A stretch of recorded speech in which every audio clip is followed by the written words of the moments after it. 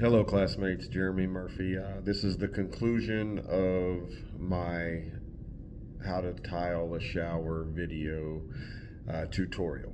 Um, in the introduction, I spoke a little bit about what we were going to go over in the video tutorial. We were going to do some plumbing, some electrical, some prep work, how to set a shower pan, and how to tile the shower.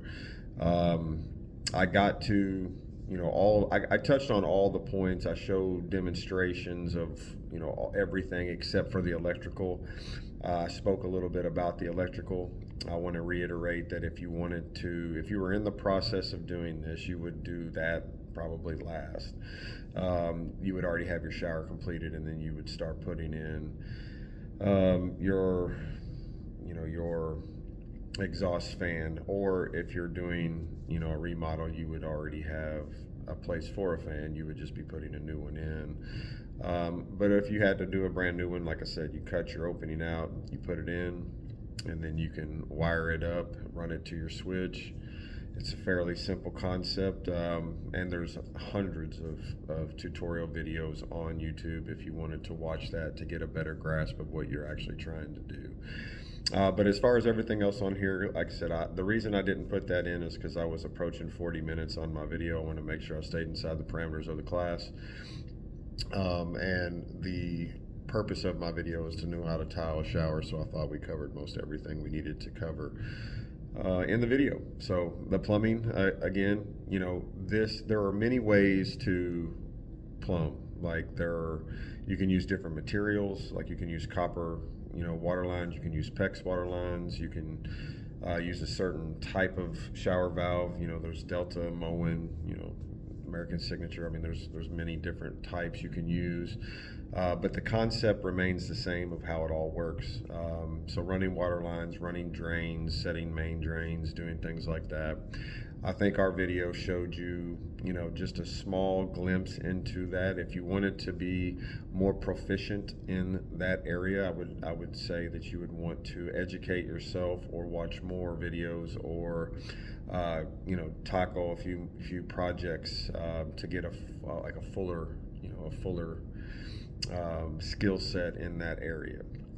The prep work, doing all the prep work for the shower is so important. I've touched on this in the introduction. It's just so important to get everything right first, and then once you're building off of that, things become so much more easier in the harder part of the build, which is getting the tile in and set and look perfect, making sure your walls are plumb level and square.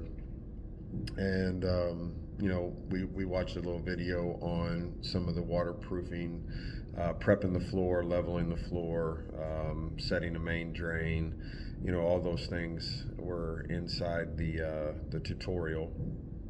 And again, if you wanted to further your scope or your ability on those things, there's many more videos out there that can go a little bit more in detail if you have time. I talked about this also in the introduction, that one portion of this situation could you could watch videos for hours on each individual section. I do it all the time. So, you can get into, a lot of time spent, but for this particular assignment, I think that gives you a good just view of it. And the waterproofing, like I said, the main concept behind the waterproofing is that you want to make sure that you're keeping all the water in the area it's supposed to be in. Water can cause so much damage to your house. It's so outrageously expensive if your shower leaks to fix it. You have to tear out tiles. You have to start, trying to diagnose where the leak is coming from, which is massive in itself. And so you just want to try to make sure that you're doing everything you can possibly do at the beginning to make sure that that thing is sealed up completely and no water escapes. Setting the pan, like I said, make sure that you get total coverage on the pan, make sure it's level, make sure it's flat, make sure everything's in properly, and make sure the waterproofing, extends up the walls. I mean, all those things were shown in the video. And then the tiling, there are certain tools. We talked about this during the tutorial about certain tools. Using a grinder is a necessity to be a skilled tile person. They do have expensive saws. I mean, I have a $2,000 tile saw myself that I use. I don't use it as much, as I probably should for the amount of money that I spend on it, because I'm a grinder type of guy. I just grab the grinder and I kind of free cut what I need to, and then I just take my diamond sander and make sure my edges look professional and kind of roll with it. It's a little faster. Speed in this game seems to be the most, that helps you to be the most profitable, so we got to make sure we're moving fast, but safe. And so the grinder, the hole saw, different tools, if you have the right tools, the jobs become so much easier. So I suggest that if you're going to get into the game, that you research the tools and the ones that can make you more efficient. Kind of like the tile spacing wedges. When you space it and you level it and you put wedges in it, you're going to be planed out perfectly. A skilled tile person can do that all by touch and feel. They don't need those wedges, but they are easy to take off. They're easy to put on. So like I advise that I use them. So I advise everyone to use the tile wedges. They're great. And then some of the high end. I mean, I noticed on the video, price is relative to the place you're at. But one of the showers he did was a $100,000 shower. The biggest shower I've ever done personally is $85,000. But that shower was fairly exciting looking. I would like to have seen what that looked like finished. But tiling that high-end wall where you're building in a window, you're making an epoxy to go in between the joints so that you have a seamless look.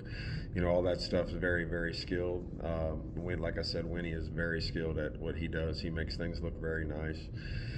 And so hopefully you had fun with my tutorial, because part of the situation is that I like my tutorials to be entertaining.